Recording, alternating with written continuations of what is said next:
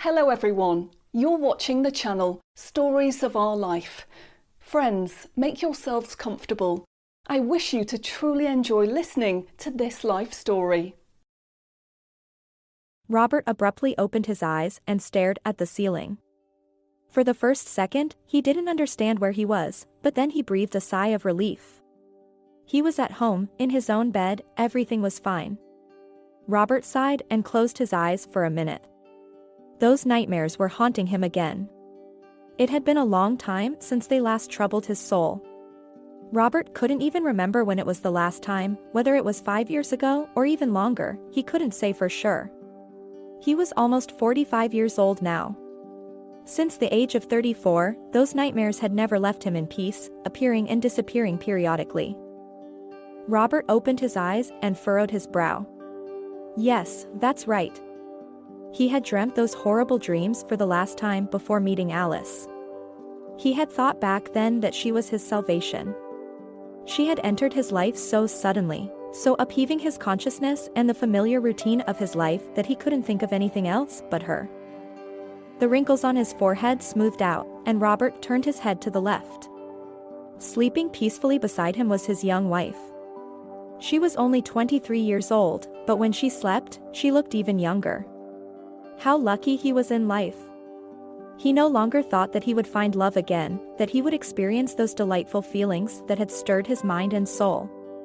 After the death of his first wife, he had believed that his story had ended there, and he would never again experience anything remotely resembling the feelings he had for her.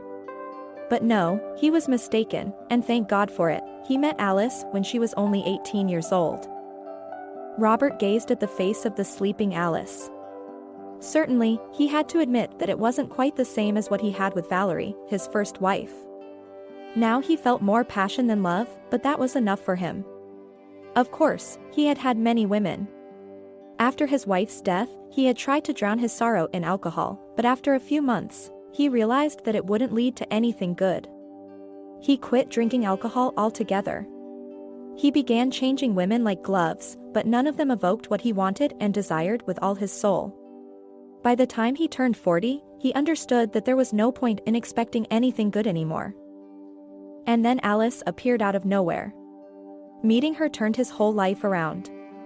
She managed to touch his soul. And even if it wasn't love, it didn't matter. He had enough passion. It was Alice whom he wanted to marry. Although it must be said that Alice was no pushover. Robert couldn't deny that she had led him to the thought of marriage. She did it so skillfully that, at first, he was convinced it was solely his desire. It was only after the wedding, a few months later, that he started analyzing the situation from a different perspective, and realized that it was what she had been aiming for from the very beginning. But he didn't care anymore. He was proud to have a young and beautiful wife, and many envied him for having such a beauty. Though with his position and money, it wasn't that difficult. Perhaps many were glad to get close to him, but only Alice succeeded. Alice moaned softly in her sleep and began to toss and turn. Robert smiled and lightly touched her cheek with his finger, trailing it over her lips, recalling how he had kissed her during the night. He wouldn't mind starting the morning with something pleasant. But Alice frowned, pushed his hand away, and mumbled, "Leave me alone, I haven't slept enough, don't touch me." Her voice was so angry that Robert's smile immediately vanished from his face. Alice had always been affectionate, tender, but sometimes she could be like that. It happened quite rarely and only in her sleep. When he woke her up, she could respond rudely or even swear obscenely, but when she got up, she would be sweet and smiling again. And Robert excused her by saying that she was just in a bad mood when she was sleepy. Alice turned over onto her other side and covered her head with the blanket. Robert decided not to disturb her any further. He was used to getting up earlier than her. Alice loved to sleep too much, and he was an early riser. Robert looked at the clock. Although he had woken up too early today, all because of those nightmares, of course. He wouldn't fall back asleep now. Hopefully, insomnia wouldn't torment him again. Robert got up carefully, so as not to disturb his wife, and went to take a shower. Those dreams were about his first wife. He struggled for a long time after her death. She died so young, and it threw him off balance. How many nights he cried, lamenting his fate for taking away his beloved so early. She was only 30 years old. He was 4 years older than her, and at 34, becoming a widower was no joke. Opening his eyes, Robert stared at the wall. How many times he regretted that they never managed to have a child. For a long time, they just lived for themselves. He focused on his business, developed himself, and Valerie didn't insist on having children. And when he brought up the topic himself, she didn't object. But it just didn't work out for them. Maybe they should have gone to a doctor for an examination. But Valerie kept postponing it. It was later that she started seeing doctors for a different reason, the illness that divided their lives into before and after. After taking a shower, Robert felt better. After some thought, he decided to go to the gym. Today wasn't a scheduled workout day, but he needed to distract himself from heavy thoughts and memories. Robert bought this house when he married Alice, almost 2 years ago. She didn't want to live in his luxurious apartment. She dreamed of a big house, of how they would host receptions and parties in a large garden, with a dance floor and a bar counter. Well, he couldn't refuse her, so he bought this suburban house in an exclusive gated community. They even have security at the entrance. Honestly, Robert never regretted it. It was truly a good idea. They were happy here, and the house was spacious enough, not enormous, but large. There was room for a gym and a home theater. And they also had a swimming pool that played a significant role in choosing the house. Robert loved swimming. He even had a pool in his apartment complex, on the first floor. He used to go there all the time. Of course, the pool in the house wasn't as big as the one in the city, but it didn't matter anymore. The main thing was that it was there. Robert spent about an hour exercising on the equipment. He set up the gym for Alice. She was a sports fanatic. Previously, the pool was the only thing he cared about. But once he had a gym in his house, Robert became interested in it himself. He saw how his physique had changed. Of course, 45 years old is not 20, unfortunately, but he still looked good, very good for his age. After taking another shower, Robert felt that he had finally rid himself of the unpleasant sensations from the night. Now it was time for coffee. It was already 11 a.m. Alice would still be sleeping for at least another hour. Robert felt hungry and made himself a few toasts and coffee. 30 minutes later, Alice entered the kitchen. Robert looked at her with surprise. She appeared strange, as if she were in a bad mood, which was quite rare. "Good morning, dear. Why are you so gloomy?" he said with a smile. Alice didn't smile back. Instead, she looked at him with dissatisfaction. "Good morning? That's your idea of a good morning. I don't understand how it can be. You didn't let me sleep all night, groaning and tossing around. You accidentally hit me several times with your hand. It was so intense that my heart nearly broke. And what was wrong with you? I even thought about going to sleep in another room, but then I decided that you should leave. I tried waking you up, but you just brushed me off. And now you expect me to be in a good mood?" Alice grumbled. She walked over to the table and poured herself some coffee. Robert looked at her bewildered. Wow, he didn't realize that those dreams affected me like this, he thought. "Alice, I'm really sorry. How can I make it up to you? Do you want to go swimming? Or should I cancel all my plans for today and we can go somewhere together? Just tell me, I'll do anything," he said, gently stroking her hand. But Alice wasn't in the mood for tenderness. She looked at him with irritation and said, "No, thanks.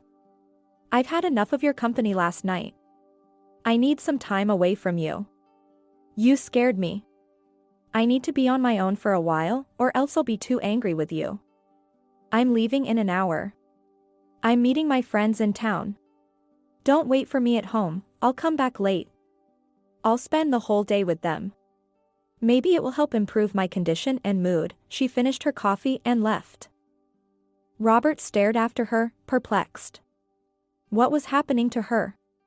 She had never been like this before. Could it be because of him? Well, it wasn't a big deal. Anyone can have a nightmare that disturbs their partner's sleep. But is it really a reason to get so upset and angry? Or is there something else going on? Robert always knew he had a highly developed intuition.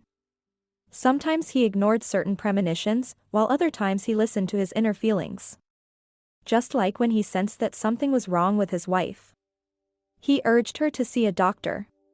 He had a feeling that something wasn't right with her. If only he had known, he would have taken her to the doctor himself. And now, Robert could sense that Alice's mood wasn't solely because of him. There was something else, but he didn't know what. Unfortunately, he couldn't read minds. Although sometimes he wouldn't mind being able to do so. Alice descended after 40 minutes. She was fully dressed and looked stunning. Robert was sitting in the living room, reviewing some documents. When he saw his wife, he even whistled. "You're simply a queen. I'm so glad you're my wife. Not everyone has a wife like you.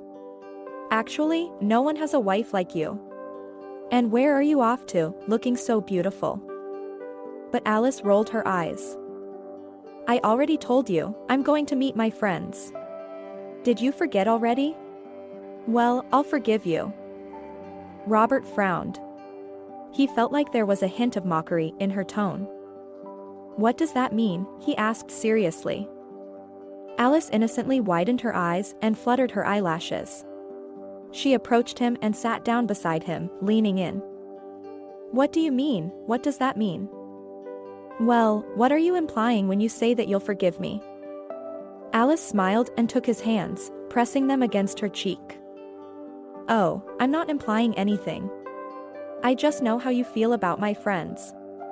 You consider them too frivolous, so whenever the conversation involves them, you simply tune it out. But I'm not upset with you about it. The most important thing is that you love me, right? You don't have to love my friends. I would even say that you shouldn't love them at all. They are my friends, not yours. Although, if they were your friends, they wouldn't be your friends anymore. I would get rid of such friends immediately, because I know what those girls want, to get into a man's wallet or his bed. That's what they're concerned about," she said and laughed. Robert listened to her ramblings and sighed. Sometimes she expressed herself like a young girl. Sometimes he felt like they were from different generations. Others seemed to feel the same way too. It was no wonder he overheard people saying he had gone crazy, marrying someone who could pass for his daughter. Alice kissed him again, this time on the lips. And then she murmured, "Well, now I have to touch up my lipstick again. What are you doing to me, my dear husband? I love you so much that I can't resist when you're around. I would drag you to bed right now and spend the whole day with you there. But alas, I can't back out now. We have a table reserved. I have to meet my friends, so some other time." She waved at him and quickly walked away, her heels tapping. Robert watched her with bewilderment. She was acting strangely this morning. She woke up in a bad mood, said he was irritating her, and didn't want to be with him when he suggested spending the day together. And now she said she would spend the whole day in bed with him. It didn't add up. She was being contradictory, and he didn't quite like it. After a couple of minutes, he pushed away all the negative thoughts. It was probably just his imagination. He went back to reviewing the documents. It had been over a year since Robert had been working mostly from home. He delegated all his responsibilities to his deputy, who had been his assistant for many years. As soon as Robert met Alice, he realized he had been too immersed in work for far too long.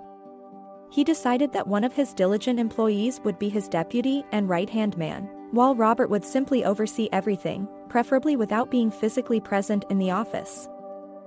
And that's how it was now. Sometimes Robert would visit the office to take care of some matters, and sometimes the deputy would come himself, bringing documents for review and signature. They discussed all the necessary details over the phone or video calls. Every day, Robert checked his email and responded to important messages. That was it. He had been working towards this for a long time. He had earned his status and reputation. Now he could rightfully relax while others worked for him.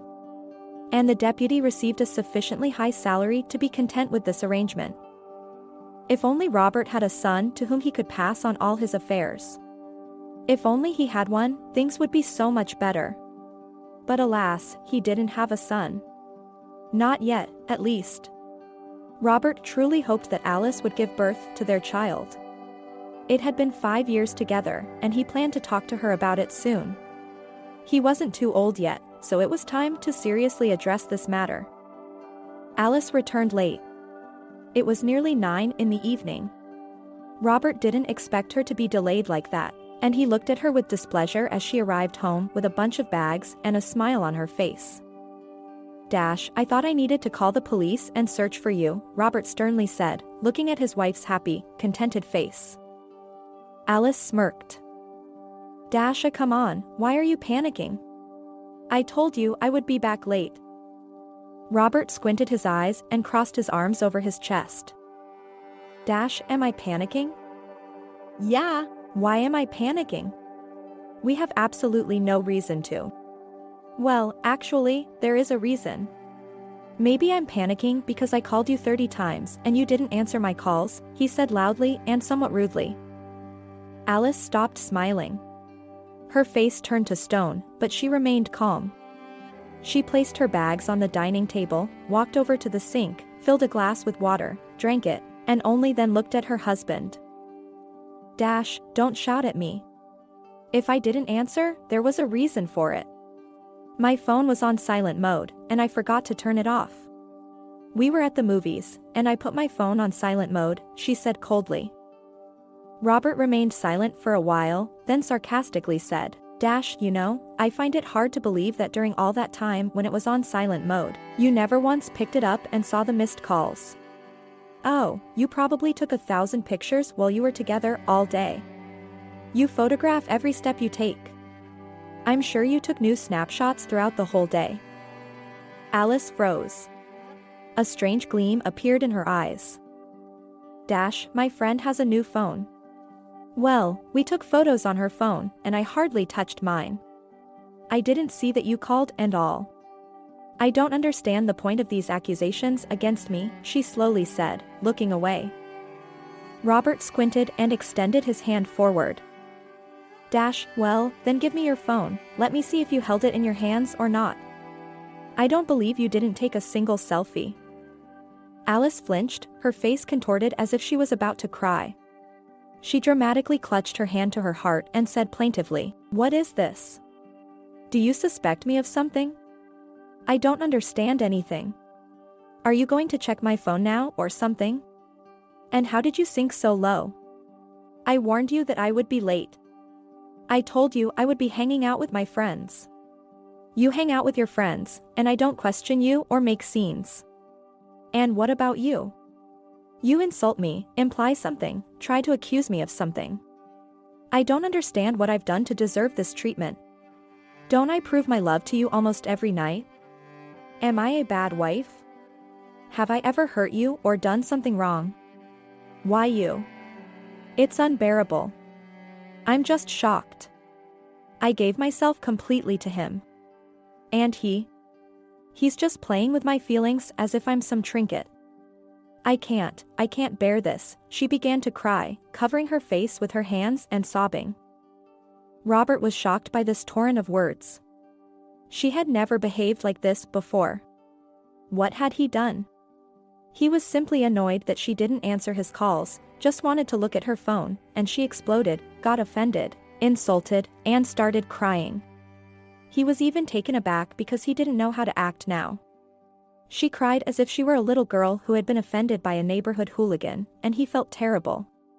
How should he behave now? He just wanted to express his dissatisfaction, hear some cliché apologies, and promises that it wouldn't happen again, but she threw a tantrum out of nowhere. Listen, Alice, stop it. I didn't mean to upset you like this. I just thought you never let go of your phone, and I thought you were mad at something and intentionally not answering to annoy me.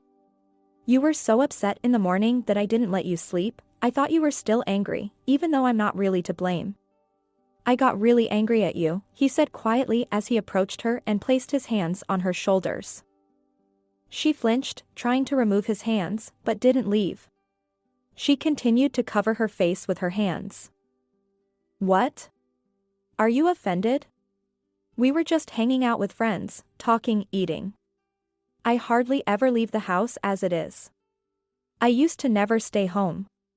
But when I got married and we settled here, I spend all my time in the countryside and hardly go anywhere. I was just glad that my friends and I could meet up and spend the whole day together, enjoying the moment. And you? You accuse me of being happy and enjoying life. Robert felt strange, as if it were all an elaborate game, and she was saying all this to justify herself. But she's genuinely crying. Or is she not? He turned her towards him and embraced her tightly. Stop crying. Calm down. I don't suspect you of anything. I was just worried because it was so late. Who knows what could have happened? You're a beautiful girl, God forbid someone bothered you. And honestly, I don't even know where you were. I was just concerned. That's all, calm down. Enough, I don't want those beautiful eyes to cry. I'm sorry. Look at me. I don't want to look at you. You hurt me. I came in such a good mood, I missed you so much. And you ruined everything.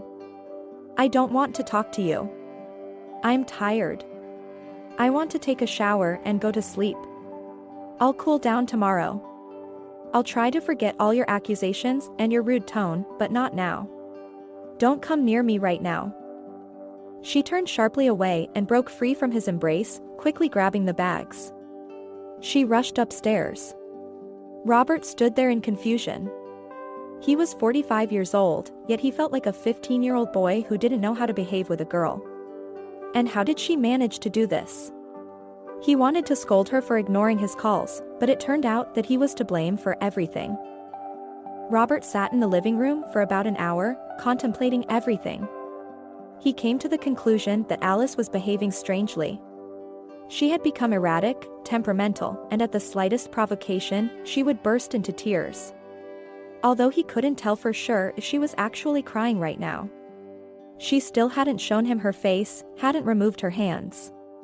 Something was off. Due to his age, Robert understood this. If he were a bit younger, he might have thought that her behavior was due to his jealousy or suspicion. But he felt that it wasn't the case. He wasn't jealous of her. He was genuinely worried about her, that's all. And her reaction to his concern had outraged him, as if he had done something illegal or embarrassed her in front of the whole world. With time, Robert realized that he was right.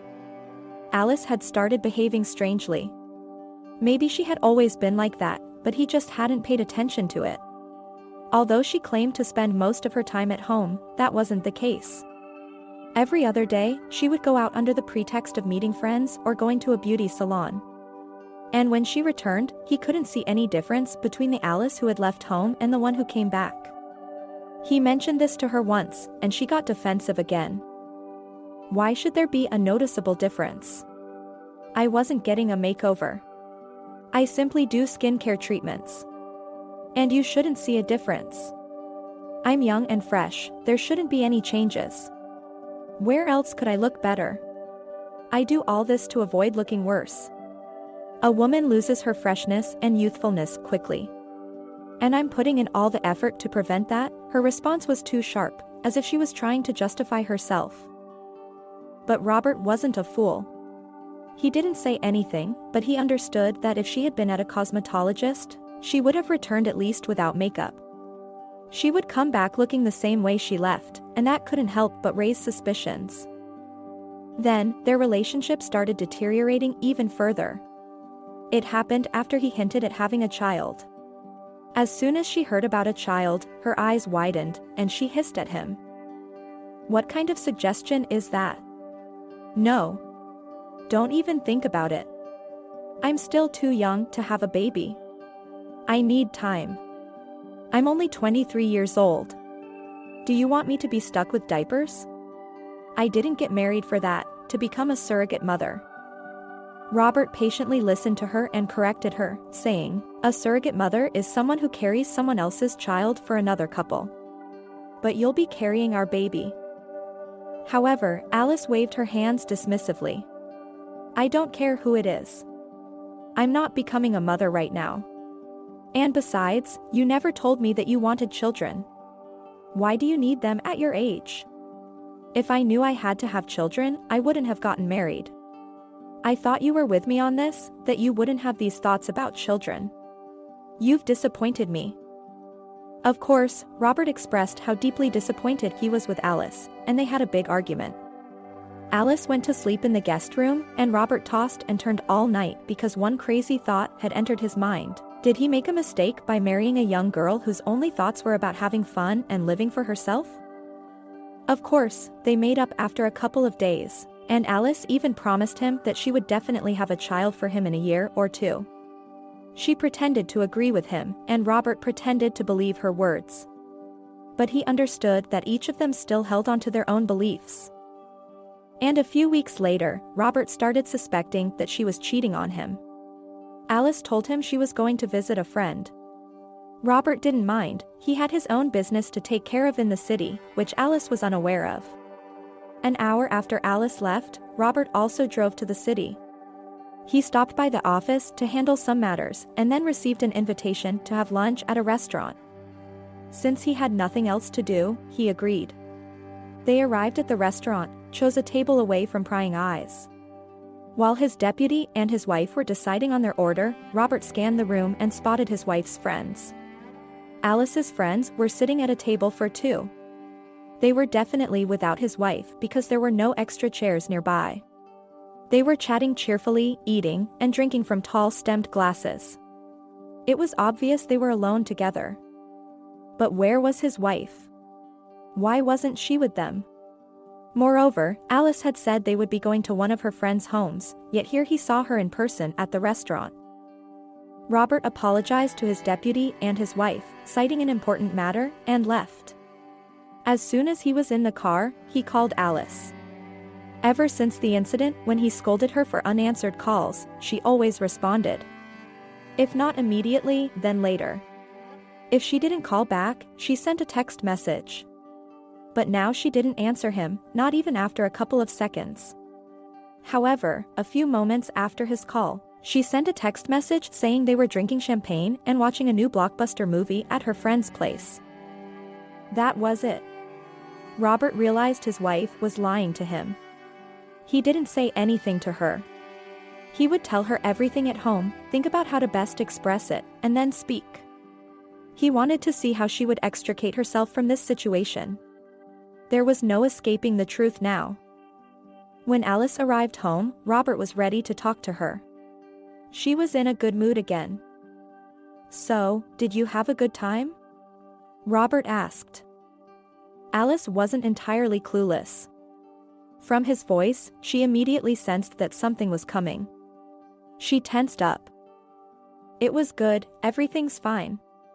I'll go take a shower and then come to you," Alice said.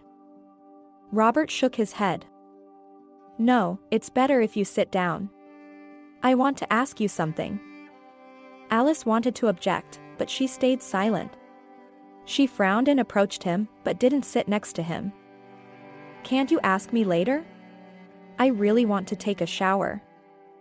"How was the fun? What movie did you watch?" he asked, ignoring her question. Alice responded immediately. "Some stupid movie, I don't even remember the title. It was some comedy. It wasn't funny at all. Then I played some music, and we danced all evening, drank champagne. I can barely move. And I also got sweaty. I really need to take a shower." What? Wasn't it funny at all? You know what? It was funny to me today. It's still funny. That's comedy. Dark humor, so to speak. And you know why? I'll tell you now. I went to the city, and I was invited to have lunch at a restaurant. So, I arrived there, and you know what I saw? Your friends sitting at a table, and you weren't with them. They were sitting there, drinking champagne, chatting, and you weren't there. You must have been alone at your friend's place. We missed each other, but I immediately called you, and you said you were watching a movie. How does that add up? They are sitting at the restaurant, having a good time, and you're talking about a made-up movie and dancing. How will you explain that? Alice paled. She opened her mouth slightly and stared at him, not blinking. She remained silent for about a minute. Robert realized she was deceiving him. He was about to accuse her of this deceit, ask where she was and with whom, but then Alice's face contorted. She started crying again. Alice sobbed and covered her face with her hands. Robert. I didn't want to tell you. It's too unpleasant for me, and you wouldn't understand if I did. You would say we're just silly girls, and you wouldn't take it seriously. I knew it would happen, so I pretended everything was fine. But it's not. Robert, we had a fight with the girls. They left me alone and went to the restaurant. They were angry with me. And I had to cheer myself up somehow. I cried, I was really upset, and I couldn't come home in that state. You would start asking what happened, and I would have to tell you, and you would call my friends stupid. But it's not like that. We just had an argument, and we'll make up. Of course, I didn't want you to witness our fights. You would have treated them even worse afterward. They went to the restaurant, and I went to the spa salon. I got a massage, then various facial and body treatments. Then a nice girl gave me her cosmetics, and I freshened up. I'm not feeling well at all, I feel terrible. I didn't want you to see me in this state. She cried, covering her face with her hands. Robert sat in a daze. He understood that she was probably lying. If that was the case, she was a good actress. But what if she wasn't lying? Her friends didn't look like girls who had just fought with their best friend. They were having fun, in a good mood, but Robert couldn't do anything about it. As soon as he saw Alice's tears, he became paralyzed, his desire to sort things out disappeared, and he couldn't force himself, even though he didn't see her tears. She always covered her face with her hands. Robert stood up and approached his wife. He took her hands in his and firmly lowered her hands. Yes, she had tear stains, but not too many. A couple of tears rolled down her cheeks. She looked more scared and pale, very pale. Calm down. Everything happens. Go, take a shower and calm down, please. We'll talk later, he said. Alice looked at him strangely, then she left. Half an hour later, she returned, already smiling, although her eyes were red and her face tense. She brought 2 glasses of champagne. She gave one to him. You know, I wanted to tell you that lately we've been misunderstanding each other. It's all strange. I want to protect you from my problems, but it seems like I'm deceiving you. I agree, it looks like I'm hiding something from you. I'm uncomfortable with it myself, but it's not true. I'm not deceiving you, she said tenderly. It's hard to believe, everything related to you is so tangled. And how can I trust you if you're always keeping something from me? Robert said grumpily. I understand that it looks strange. I'm telling you the truth, Robert. You mean a lot to me. I don't want to lose you, and if you have any suspicions, it's better to tell me right away. I can't love you so much and know that you don't trust me. It's beyond my strength. It causes me unbearable suffering, she stumbled. Robert looked at her attentively. You know, I haven't been a boy for a long time. There's a lifetime difference between us, and you won't understand me. I've long passed the age where I would suspect my wife of every mortal sin. I just need you to be honest with me. I trust you and will continue to trust you. But only if you speak the truth. And if you lie, on your own, if I find out something, I'm telling you, you better not tempt fate. If you have something to say it now.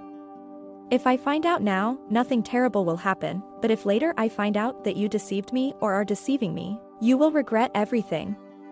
I promise you that you will regret marrying me. Know that I will do my best to make you remember for the rest of your life that you can't deceive and betray people. Alice paled even more, but forced herself to smile. Do you have something to tell me?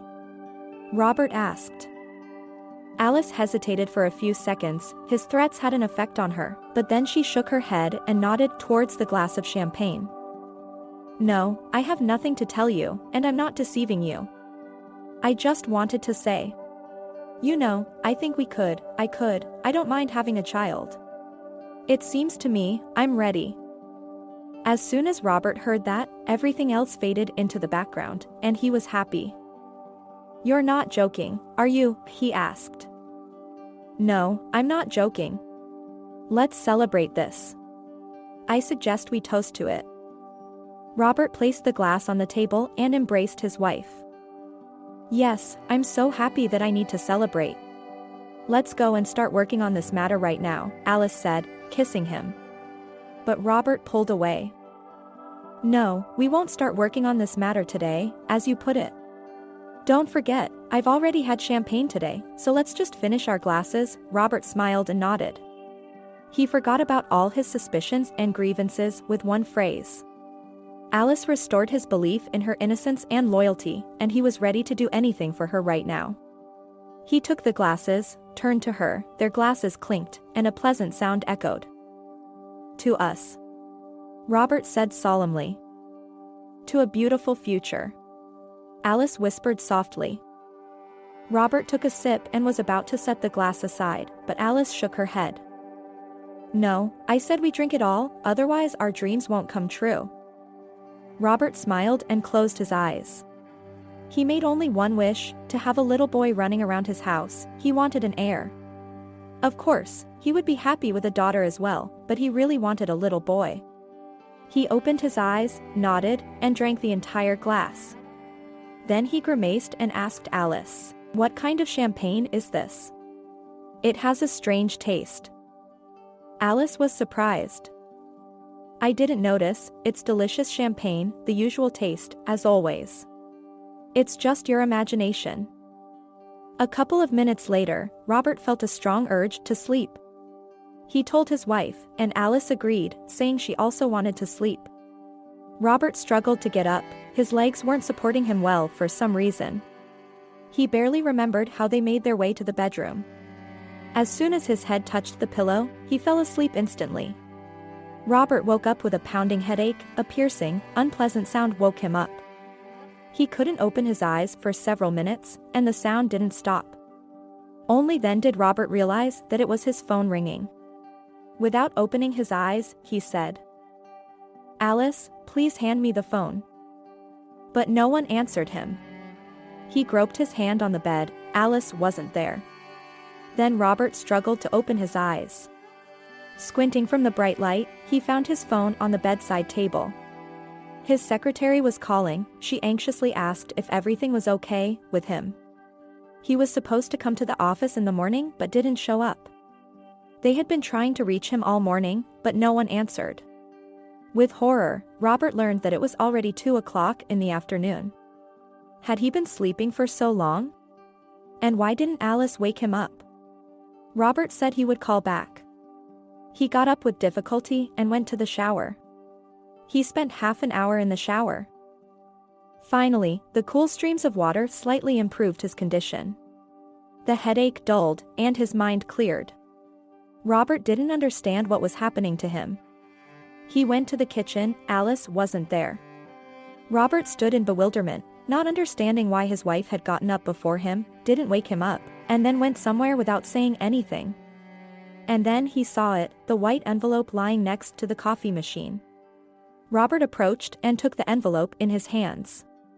For a while, he just stared at it, feeling that something terrible and unpleasant had happened. He could sense it directly, and then he opened the envelope. Inside was a note written by Alice, informing him that she was leaving him. She no longer wanted to be with him because she was sick of it all. She was sick of Robert, and she didn't want children. She wrote that she had gone far away and would never return. Robert reread the note 5 times until he understood its contents. He paled when he realized that Alice had probably drugged his glass of champagne the previous evening. That's why he slept so long and felt unwell. Most likely, it was some kind of sleeping pill or tranquilizer. God, that foolish woman could have killed him if she miscalculated the dosage. Maybe she even drugged him too much, as he had a hard time waking up. She could have simply killed him and done it so he wouldn't hear her packing her things. Yes, she took 2 suitcases of her belongings. Much remained, but apparently, she didn't need it. And she took all her precious jewelry that he had given her. Later he discovered that she had taken something else, his expensive watch and several rings. And she emptied his safe, taking a considerable sum of money he kept at home, just in case. Of course, the amount wasn't significant by his standards, but for her, if she simply decided to rob him, it would be enough for a luxurious life for several months. Now Robert understood that all this time she had been deceiving him. Most likely, she married him simply because she wanted a good life. Maybe she didn't even like him. Love was no longer something he thought about. And she definitely cheated on him. Now he was sure of it too. She always told him she was hanging out with her friends, but was that really the case? Most likely not. She was simply enjoying herself, while satisfying his needs at night, considering it payment for the luxurious life. Now he was sure of it. In reality, after a couple of days, Robert decided that he wouldn't look for her, wouldn't file a police report. Let her go with God if that's what she wanted. If she didn't want to be with him, so be it. Of course, if she ever decided to come back, he would never take her back. And if she started bothering him, he would make her regret her actions. But if she never showed up again, she could go to hell for all he cared, and he wouldn't think about her. He wouldn't be impoverished by her taking the jewelry and money, he had more than enough of everything, but she would later realize that she made a big mistake when she was left without money. Well, unless she found herself another rich fool she could manipulate. And he wouldn't tolerate that anymore. 2 months had passed since Alice left him. Friends and acquaintances couldn't understand what was happening. Robert said they simply broke up, and only his best friend Chris knew what had really happened, but Robert didn't talk much about it with him either. Robert was driving home. He had been in the office and then stopped by a restaurant for lunch. He didn't feel like going home, but there was nothing else for him to do in the city. It was already 4 p.m., and Robert planned to work out on the gym equipment and swim in the pool at home. He was approaching the exit to their elite gated community when he noticed that the gates were still closed. Normally, the guard would see his car from afar and open the gates. Robert approached the gates and stopped. He saw the guard. It was Byron, a good guy, cheerful and responsible. Byron was arguing with some girl who kept waving her hands towards their community, passionately trying to prove something to the guard while showing something on her phone, but Byron shook his head and gestured for her to go away. Robert turned off the engine and got out of the car. He walked up to the guard. As soon as the girl saw him, she abruptly fell silent and looked at him challengingly. "Good evening, Robert. I will open the gate for you now. Once this girl leaves, I will open it." "Well, I'm not leaving. I'll stand here and slip in as soon as the gate opens," the girl provocatively replied, glancing at the security guard. "I won't let you in, I already said so. You've been really bothering me. Should I call the police?" Byron responded indignantly. "You have no right. I want to come in, and you can't call the police on me. I haven't done anything wrong. I explained to you what I need, and until I get it, I won't leave. Will I have to spend the night right here on the ground?" "Then I'll spend the night," she shouted. Robert looked at the girl with interest. At first, he thought she was underage, but now he could see that she was around 20 to 22 years old. Despite her provocative behavior, she seemed scared and beaten down. He saw it in her eyes, as if she had already seen a lot of bad things in life, despite her young age. "So, what exactly is happening? Why do you need to come to our settlement?" Robert calmly asked, addressing the girl. Upon hearing his calm voice, the girl seemed to deflate instantly. She seemed to feel immense fatigue, as if all her energy had been drained by this pointless and lengthy argument with the security guard. "No, actually, I saw an advertisement somewhere that they needed a housekeeper, precisely in this settlement. But I didn't keep the ad, so I don't know which house it is." I only know the name of the settlement for sure. So, I came here, wanted to offer my services. I wanted to work. I need a job, I really need a job. She was so flustered, and for some reason, she looked at him with such trust that it even made him uncomfortable. But I told her, Robert, is she going to knock on every house? People will immediately call the police and assume she's a thief or a scammer. Then I'll have problems too when they find out that I let her in. No, you should leave, Byron protested again. Robert waved at the security guard. Wait, calm down. Robert looked at the girl and asked her, are you really planning to knock on every house? Do you realize how it will look? People won't understand you. Of course, you might get lucky and find that house right away, but it's unlikely, just as it's unlikely for someone to hire you straight off the street. Usually, people ask for references or arrange a meeting over the phone. By doing it this way, it's doubtful that you'll find a job. After all, no one knows you. Tears welled up in the girl's eyes. She looked at Robert with a certain horror, as if something terrible had happened to her in life. Robert felt so sorry for her that a lump formed in his throat. The girl took a step back, glancing at the security guard again. He nodded, agreeing with Robert. Yes, that's right. I told you that you would only get into trouble, the guard confirmed. The girl shook her head. No, you didn't say it like that.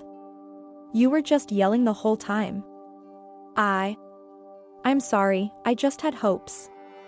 I really needed this job, she whispered. Robert sighed.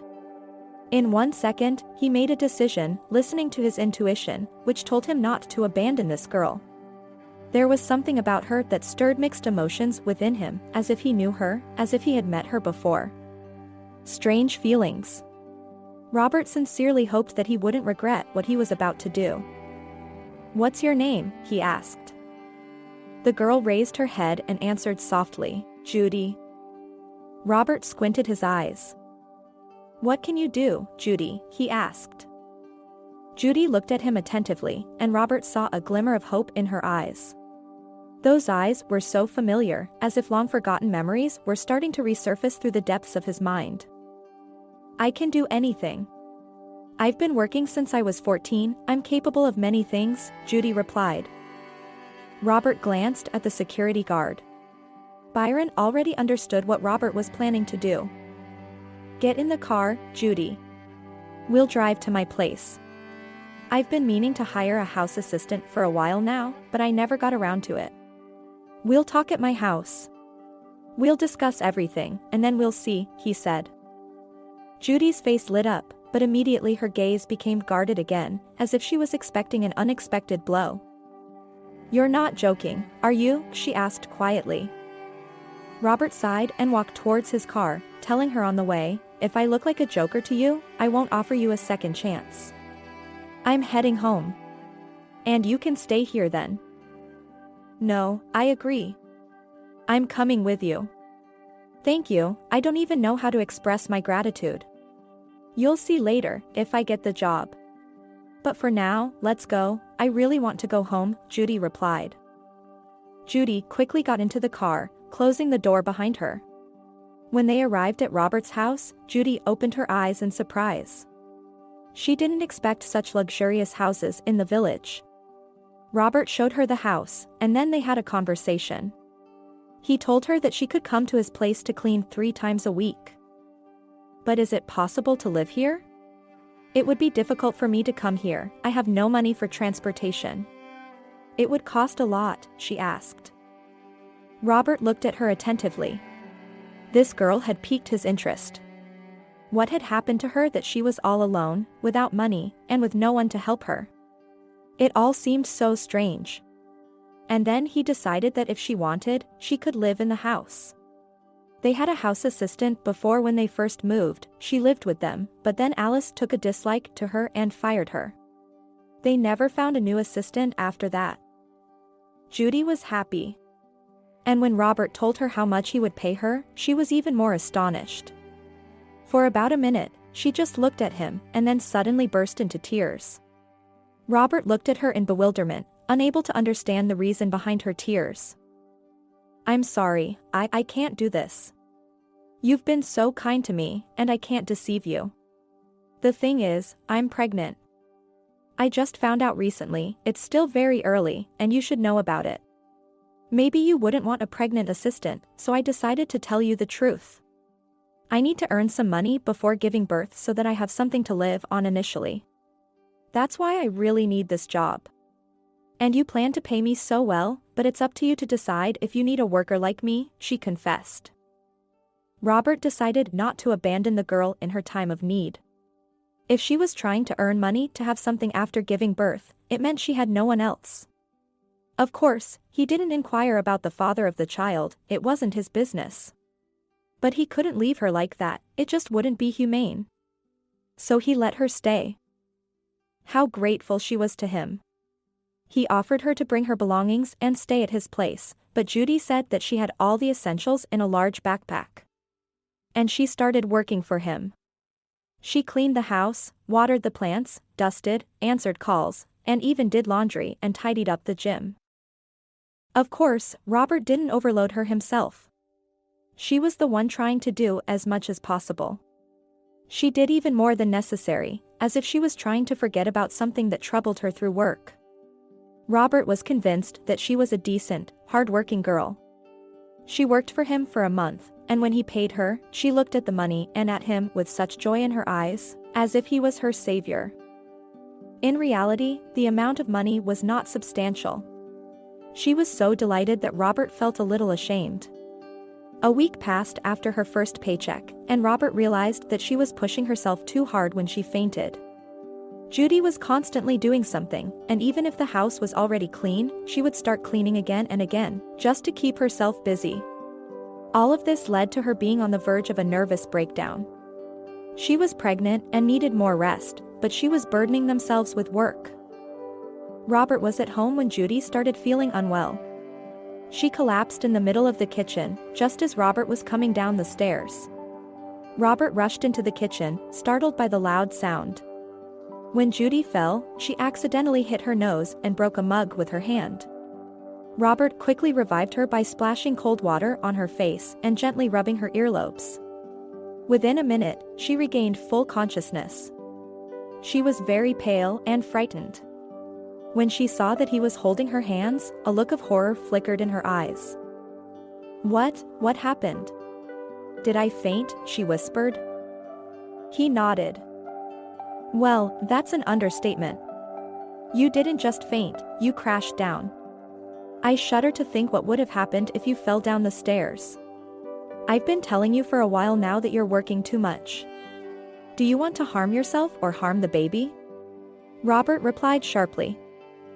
Judy quickly shook her head. No, the baby, I don't want to harm it. I need it. I want this baby. I have no one else, I'm all alone in this world.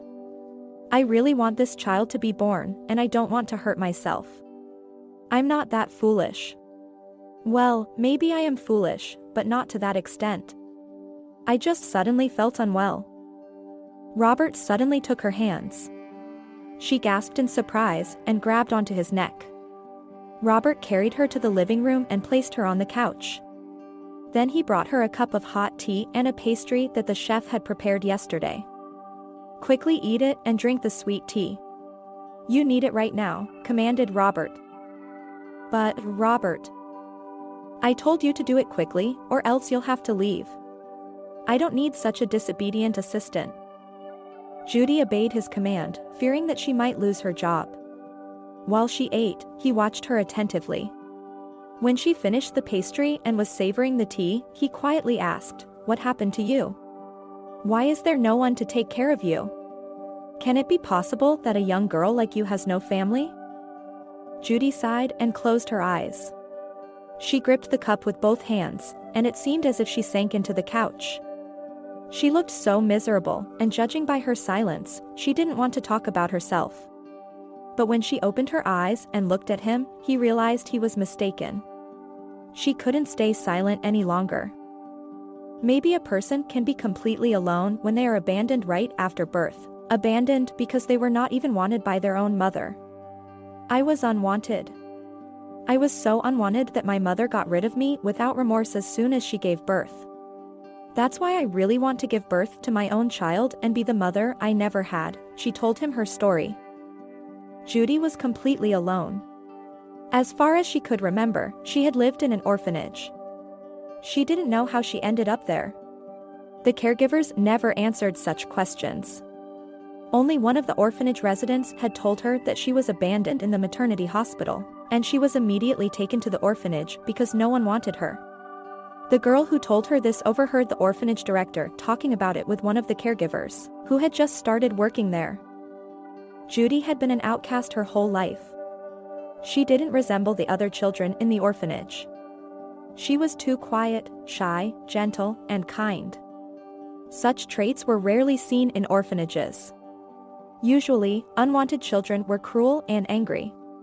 They resented not only their parents, who didn't want them, but the whole world. Of course, there were those who had parents and even knew them. Usually, they were the children of alcoholics or drug addicts whose parental rights had been revoked. The children of such parents became the terror of the orphanage. They were very cruel and rebellious. Judy always felt lost among such children. She stood out from everyone else and remained the same over time. She couldn't stand up for herself because she wasn't accustomed to fighting back when she was mistreated.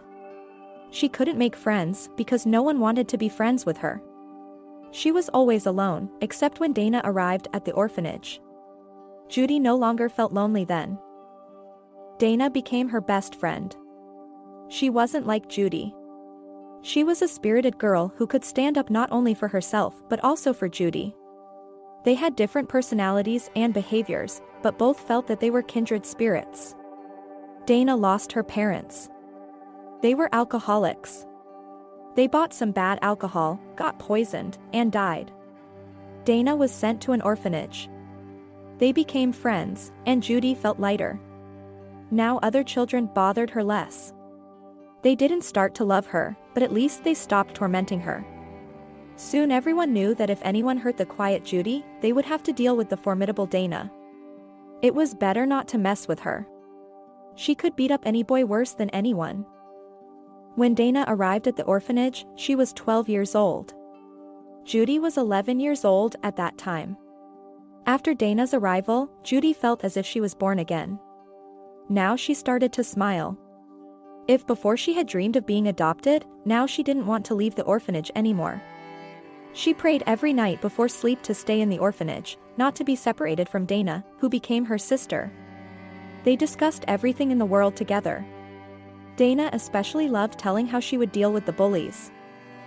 "That girl, she annoys me, swear to God. She's pushing it too far.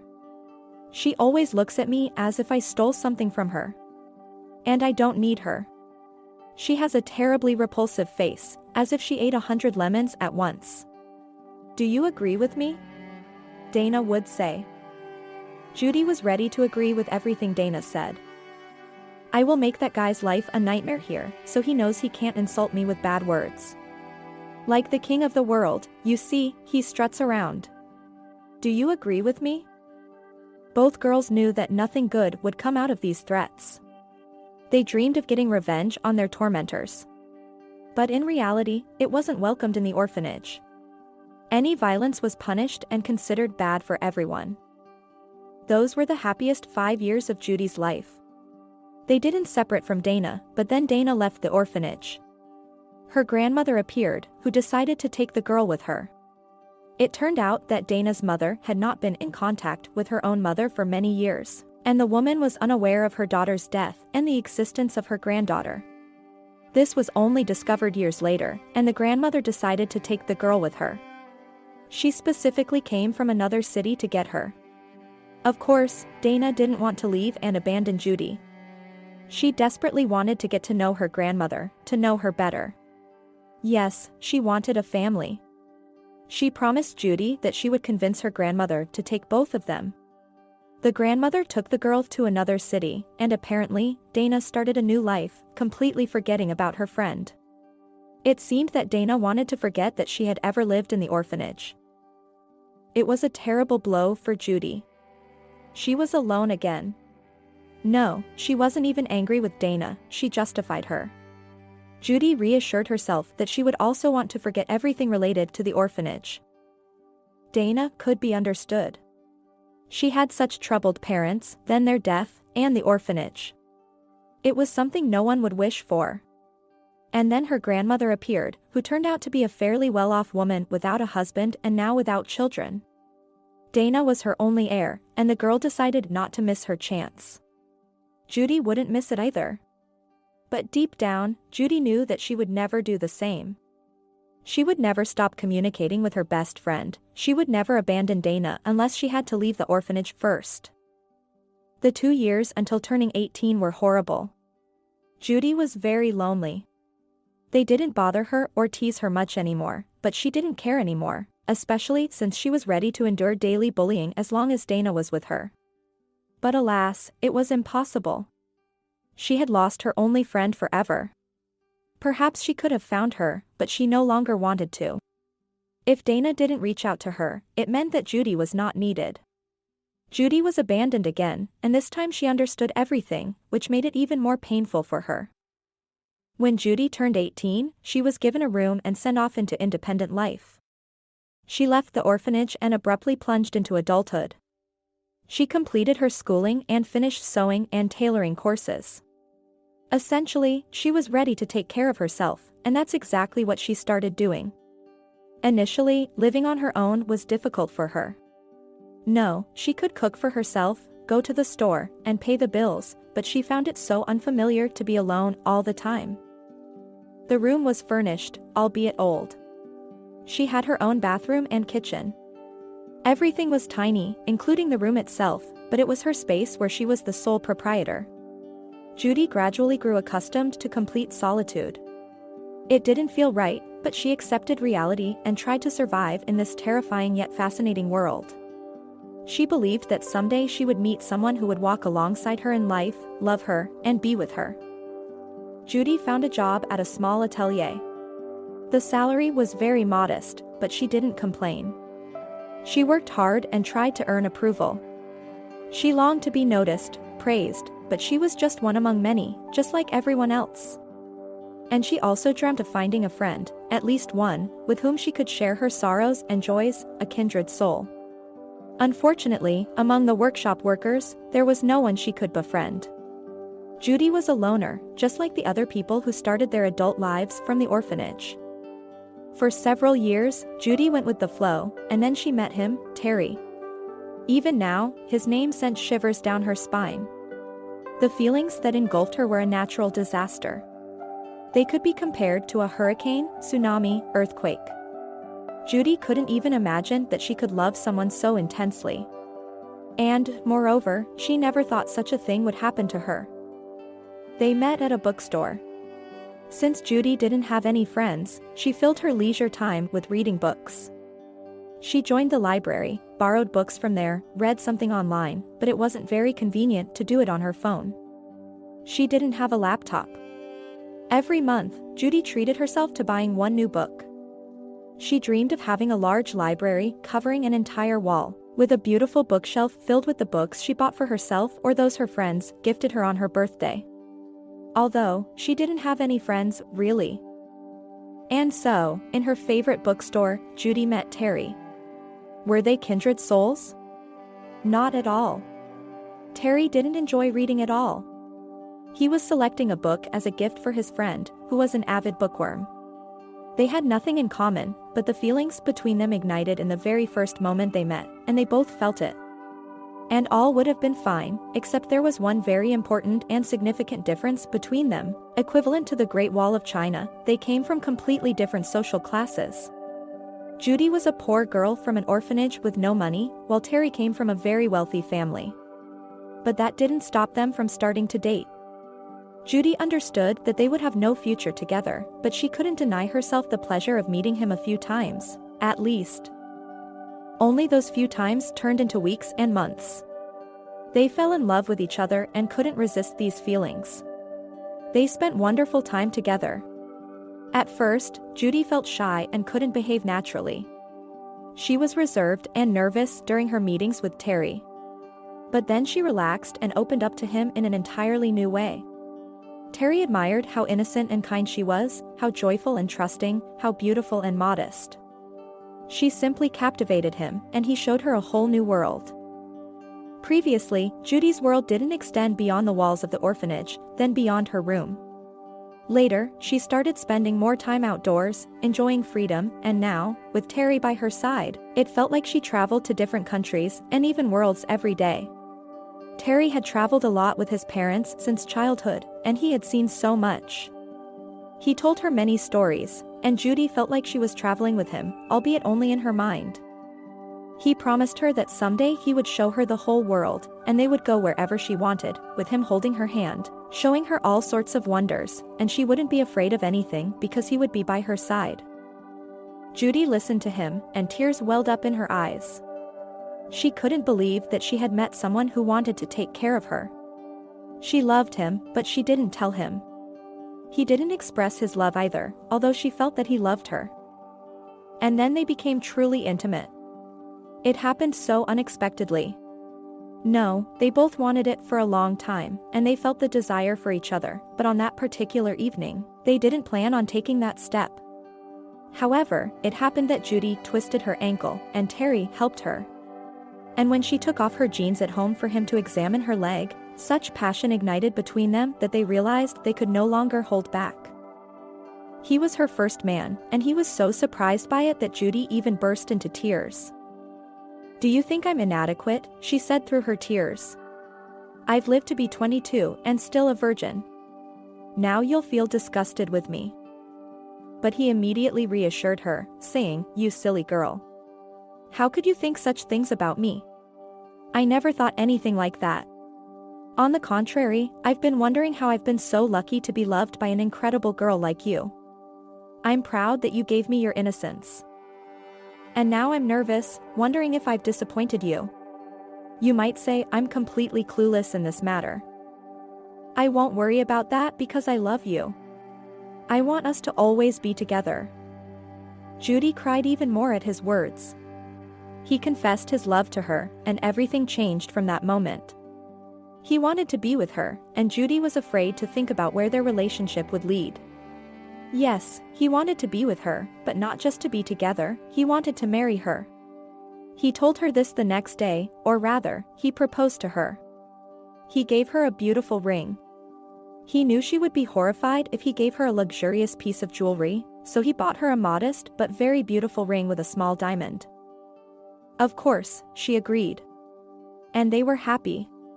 They made plans, imagining their wedding and their future life together.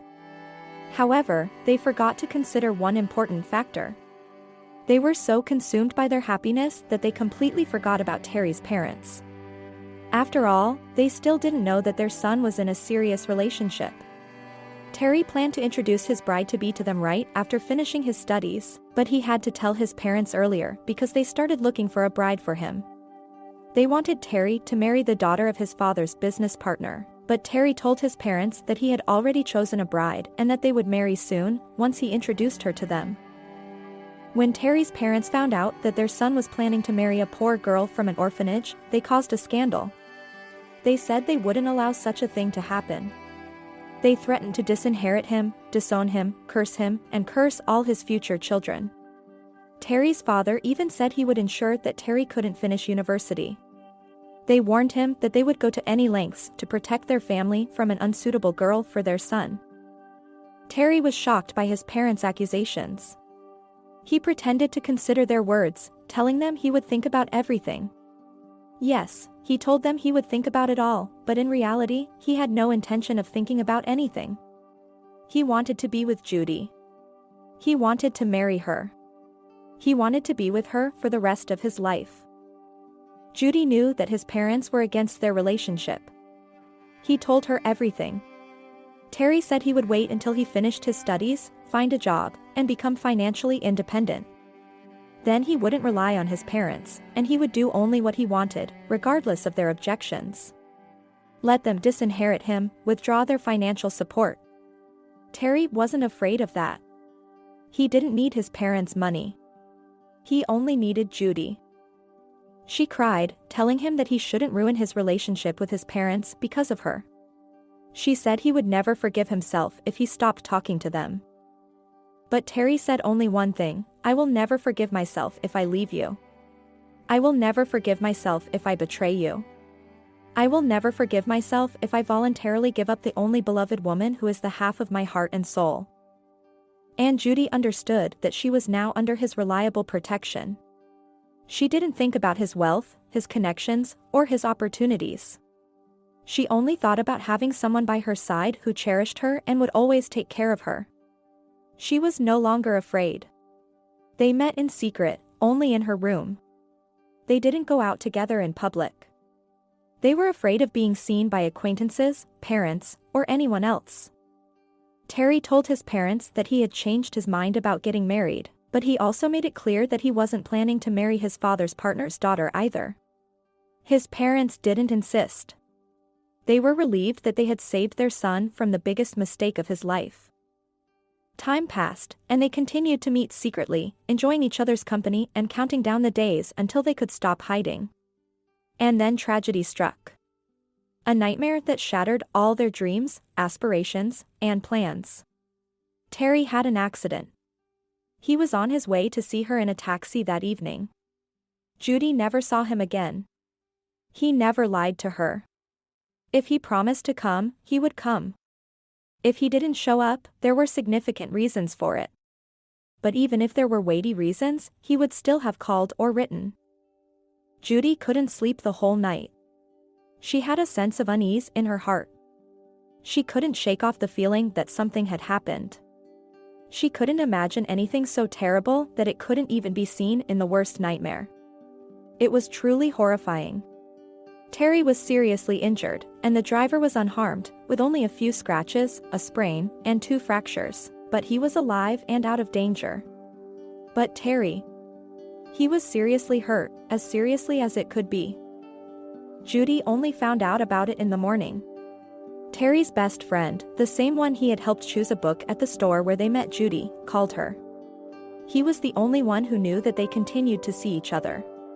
He was the only one who understood how much Judy meant to Terry, and he had to tell the girl that her beloved was in the intensive care unit.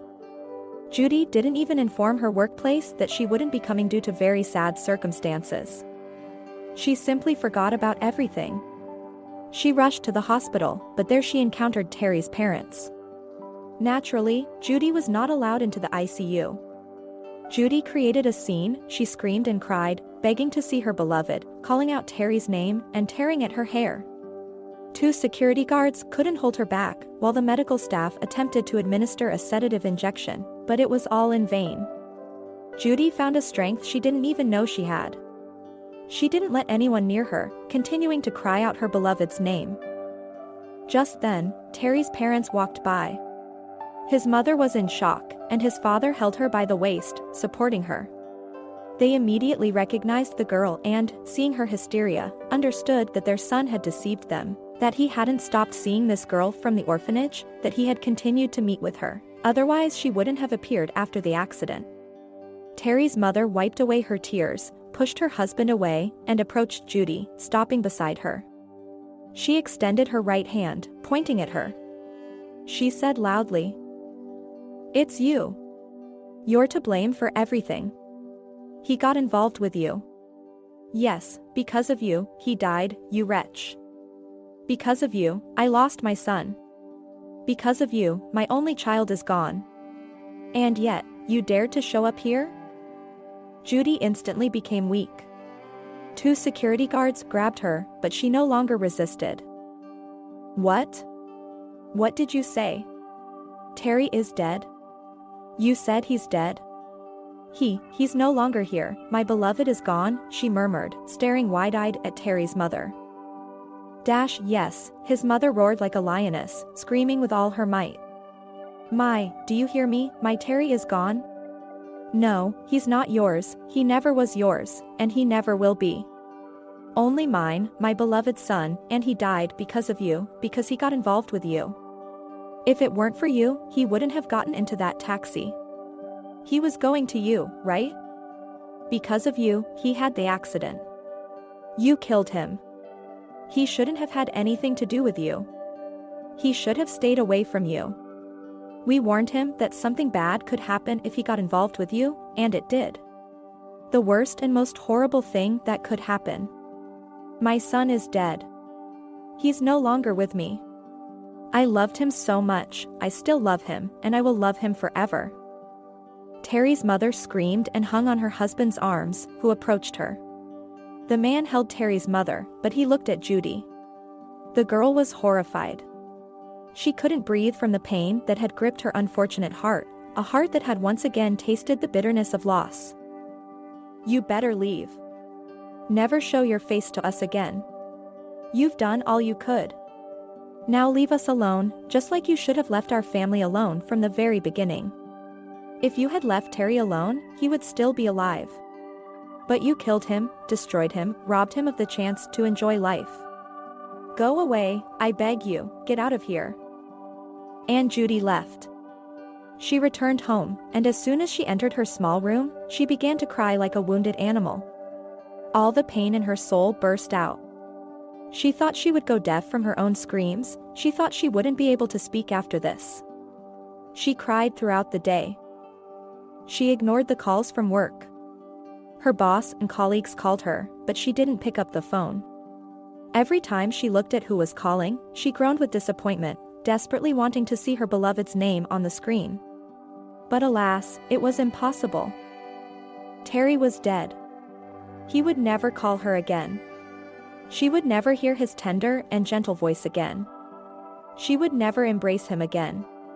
She would never touch him again, and he would never kiss her. Everything was over. From the realization of such a horrible future, Judy even lost consciousness. An amazing story, isn't it? Thank you for listening till the end. I sincerely hope that you truly enjoyed it. Don't forget to subscribe to the channel and rate this video. See you in the comments and in new releases.